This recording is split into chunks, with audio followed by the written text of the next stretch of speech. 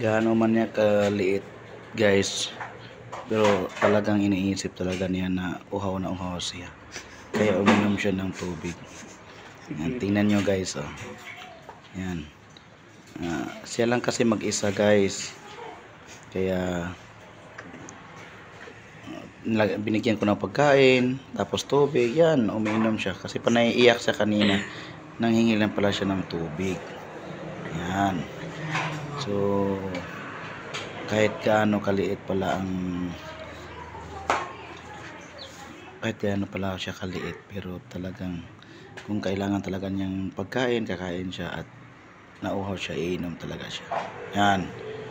Tingnan nyo. Kahapon pa yan isinilang, nahiwalay sa sa itlog. Pero ngayon, yan, pinipilit niyang kumain kasi ay gutom siya. Thanks for watching. Iinom siya ng tubig, kakain siya ng kanin. Yan, kita niyo.